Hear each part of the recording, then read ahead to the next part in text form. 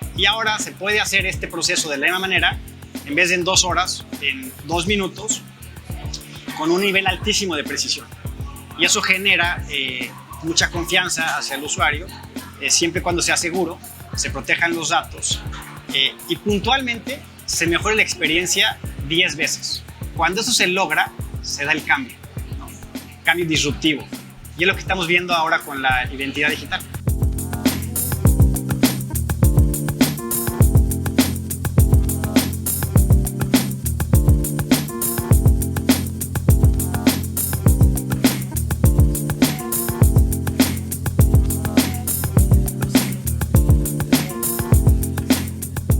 Como primera entrevista, vamos a hablar de algo que estamos viendo nosotros, por ejemplo, en nuestros smartphones, en los dispositivos, que ya utilizar códigos se sigue usando para acceder a distintos apps, etc.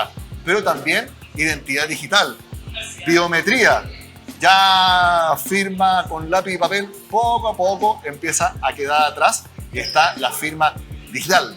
Vamos a partir hablando de eso con nuestro primer invitado. Él es Diego Krill, que es Senior Vice President de México y Latinoamérica en la empresa Encode. Diego, encantado de que seas la primera persona en este segundo día del Foro América Digital, Congreso Latinoamericano, aquí en AD News TV. ¿Cómo estás? Muy bien, muchas gracias por la invitación. Llegando recién de México ayer. Llegamos ayer de México, ha sido un evento padrísimo, con mucha actividad. Parece que es un evento grande aquí en Chile y muy contentos de estar participando. Y nuevamente es maravilloso estar presencialmente. De hecho, las entrevistas son mucho mejores cuando tenemos al invitado acá.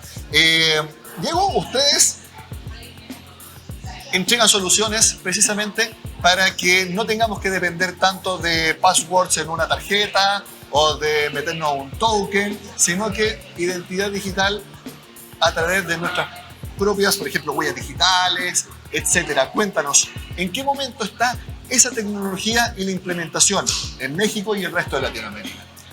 Muy buena pregunta. Es una industria que está todavía en evolución. Yo te diría que estamos en una etapa temprana, todavía con muchas áreas de oportunidad, pero básicamente nos estamos moviendo y a raíz de la pandemia en gran parte hacia un proceso de validar la identidad de manera digital en un tiempo de 2-3 minutos, que inclusive debería ser en pocos segundos en el tiempo, y con un nivel de muy alta precisión y de practicidad para los usuarios finales, ¿no? Yo siempre menciono un ejemplo que es, tú ibas a un banco, tenías que llevar tus papeles originales, transportarte, no sé, media hora, 1 hora, depende la distancia, con estos papeles que tienen un riesgo de seguridad, inclusive de que los puedas perder en el camino. Llegas al banco, haces una cola, una línea de, no sé, 20, 30 minutos, y luego quien te atiende, pues puede tener inclusive un sesgo para decidir o definir si eres apto para una apertura de cuenta bancaria. En la pandemia la gente no podía salir, y ahora... O te pueden pedir un documento que se te olvidó, exacto, y perdiste el viaje y hiciste la fila por nada. Y ahora se puede hacer este proceso de la misma manera, en vez de en 2 horas, en 2 minutos, con un nivel altísimo de precisión. Y eso genera mucha confianza hacia el usuario, siempre y cuando sea seguro, se protejan los datos y puntualmente se mejore la experiencia 10 veces. Cuando eso se logra, se da el cambio, ¿no? Cambio disruptivo. Y es lo que estamos viendo ahora con la identidad digital. Validación digital. ¿Cuál es el mecanismo que está más desarrollado? Y no digo que sea lo último que salió, sino que más desarrollado en cuanto a confianza, en cuanto a aceptación de los distintos actores del mercado. Uno podría decir la huella digital en el smartphone. Hay otro que también esté en estos momentos muy desarrollado. Yo te diría principalmente la validación facial. Y voy a comparar estos dos muy rápido. La huella dactilar, además de que se puede desgastar, si son trabajadores, por ejemplo, de actividades que requieren mucho el movimiento de las manos, se desgastan las huellas. O uno puede tener la mano sucia también. Y además, la experiencia es muy poco amigable. tener que poner tus dedos en un dispositivo, además cuesta el dispositivo, y en ciertos dispositivos que la gente tiene de manera tradicional, que son, por ejemplo, celulares de gama baja, donde no puedes poner tus huellas digitales. Entonces, quien tiene un dispositivo de esa calidad no procesa adecuadamente esa solución. A diferencia de la facial, que con la pura cara, una selfie, logras tener un 99.8% de precisión, ¿no? E inclusive hay soluciones como la nuestra, que no te pide que hagas ningún movimiento ni ningún tipo de acción, sino automáticamente te toma la selfie de manera inmediata y determina que eres un humano, de manera pasiva. Ahora, ¿qué sucede, por ejemplo? Tú tienes barba, yo también. Si un día me afeito, pues ese mismo reconocimiento, pues oye, pero si cuando hicimos el registro, esta persona tenía barba y tenía el pelo más largo, ahora no tiene barba y tiene el pelo corto. Me puede decir, no, oye, tú no eres la persona que quedó registrada. Mira, es un mapeo tridimensional en la cara, entonces tiene muchos factores y muchos puntos de revisión. Se hace más complejo cuando eres más niño y cuando son gemelos, por ejemplo. Ahí se complica ese reto mayor, ¿no? Pero conforme vas creciendo, tu cara se hace cada vez más única en ese sentido, ¿no? Y estamos rankeados nosotros como empresa en el NIST, que es el órgano del Departamento de Comercio de Estados Unidos, que justamente mide este tipo de precisiones y de sesgos, ¿no? Y estamos calificados muy altos en cómo determinar, por ejemplo, temas raciales, temas de gemelos, temas de edades, ¿no? Y este mapeo tridimensional permite identificar claramente y precisamente que es único. Los usos también son muy importantes. Servicios financieros muy tradicionales, muy avanzados. Yo he visto lo de la firma digital y el reconocimiento facial en firmas electrónicas. ¿Hay algún otro que se esté usando también? Pues sí, y justamente a raíz de la pandemia, los casos de uso se exponenciaron, ¿no? Te voy a dar un par de ejemplos. Nosotros en México, por ejemplo, estamos en la Cámara de Diputados para que los diputados en la pandemia no podían salir de su casa, pudieran votar desde su casa con una plataforma muy segura, ¿no?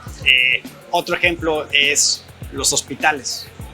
Que tú puedas entrar, imagínate una emergencia en donde por lo general llegas al hospital, te tienen que revisar tu expediente médico, toda tu información bancaria, y es todo un proceso lento que puede tardar 10, 15, 20, 30 minutos en un momento clave crítico de emergencia. Por ejemplo, una persona que sufre un accidente. Exactamente. Y no anda con sus documentos, entonces, nadie sabe quién es. Correcto. Entonces, con un reconocimiento facial lo identifican y puede saber, por ejemplo, si es alérgico a la penicilina u otro medicamento. Correcto. Tenemos ya clientes que precisamente sacan la selfie del paciente, se liga al expediente médico de manera inmediata y tiene la información en tiempo real para que pueda entrar en express al hospital, ¿no? El mismo caso para asegurar que los doctores sean quienes operan al paciente, tengan que también validar su identidad. Y así hay una cantidad de casos de uso enorme, ¿no? Estamos, por ejemplo, en hoteles, en donde todo el proceso de check-in, de estancia, de salida, se hace de manera completamente automática con la cara. Tenemos un caso de uso muy importante y muy padre para el fútbol. Estamos ya para que los comentaristas sepan quiénes son los jugadores que están en la cancha. Bueno, yo me imagino que tienen que conocerlos.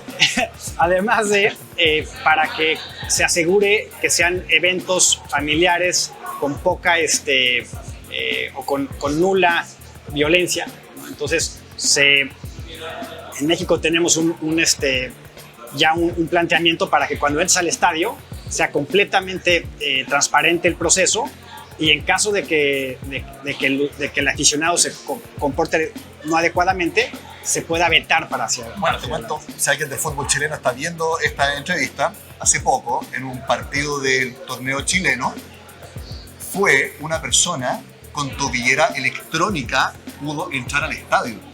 De hecho, entró a la cancha una persona que estaba cumpliendo una medida de arresto domiciliario. Entonces se preguntaron cómo fue posible que alguien con una tobillera pudiera entrar a un estadio. Y precisamente una tecnología como la que tú dices, si hubiera pasado por los accesos, reconocimiento facial, oye, esa es una persona que está cumpliendo una regla domiciliaria, no puede estar ahí. Ahí puede ser. Justamente, ¿no? Nos pasó en un caso muy puntual en un partido de fútbol que hubo violencia en el estadio y a raíz de eso en México inició esta iniciativa, ¿no? Y ahora todos los aficionados se sacan su QR con una cara, ¿no? Llegas con tu QR al estadio y te identifican inmediatamente, pasas de manera muy rápida, muy amigable, y eso genera un incentivo de transparencia, de buen comportamiento y de un uso adecuado del espacio, ¿no? Tenemos huella dactilar o digital, tenemos reconocimiento facial, uso de voz. Mira, la voz también se utiliza. El tema de la voz es que con la sofisticación de la tecnología y el nivel de manipulación que hay en el tema de los sonidos, se hace cada vez una herramienta menos fiable. Te pueden grabar, te pueden editar y pueden mal usar Correcto. tu voz y su cantante. Y además que tiene este impacto de que genera mucha fricción hacia el usuario, ¿no? Tener que hablar, pues es un paso adicional de fricción, ¿no? Más encima, si alguien quizás está disfónico, ahí sí que puede no reconocerlo. De acuerdo, de acuerdo. Algo muy importante, Diego, el uso correcto de los datos. Porque esta tecnología puede tener toda nuestra información. Y uno, en verdad, en esta era, uno no puede estar haciendo controles de todo lo que se hace. Uno, en verdad, se entrega. Uno confía. ¿Cómo ustedes responden a esa confianza? Yo te diría de tres maneras muy puntuales. La primera es, tiene que haber, como bien mencionas, consentimiento del usuario final en todo momento. Y es un consentimiento puntual para un servicio específico. No es amplio. Primero. Segundo, tú como usuario tienes que tener la posibilidad de decir, me salgo. Quiero que me borren mi información, quiero recuperar mi identidad. Esa opcionalidad es clave. Y tercero, en el caso de Incode, lo que hacemos es, nunca guardamos la información, generamos plantillas alfanuméricas encriptadas, ¿no? Que permiten que no pueda ser hackeable. Y bien importante, estamos adheridos a las prácticas de cada país. Seguimos una tendencia de GDPR, que es la dinámica y el más alto nivel de protección de datos seguido por la Unión Europea. Es mucho más, yo diría, rígida que la americana, ¿no? Pero permite, en este sentido, proteger al máximo al usuario y su privacidad de datos. Cuéntanos antes de terminar, Incode, ¿en algún mercado en particular se está enfocando para expandir? Están acá en Chile, pero es un evento latinoamericano, puede ser acá una plataforma a un mercado que ya tienen definido. Sí, Latinoamérica es un mercado clave para nosotros. La empresa es global, está basada en San Francisco, pero tenemos una posición de liderazgo muy clara en la región, ¿no? Chile es un país bien importante para nosotros. El sector financiero en Chile es muy sólido. Y además, en la región tenemos usuarios y clientes que son cross-regionales, ¿no? En donde nuestra tecnología permite abarcar todos los países con una única solución, y eso da muchísima flexibilidad y adecuación a los clientes en la región. Bueno, yo te hablé de los estadios, así que ahí pueden tener otro segmento por abordar. Correcto, buen tipa. Diego Krill, Senior Vice President de México y LATAM en Incode. Gracias por estar con nosotros en ADN TV. Muchas gracias a ti, un placer. Muy bien, esta fue la primera entrevista que tenemos de una larga jornada y muy interesante acá en el 7º Congreso Latinoamericano de América Digital. Nos vemos en unos minutos porque luego viene otra conversación igual de interesante que esta.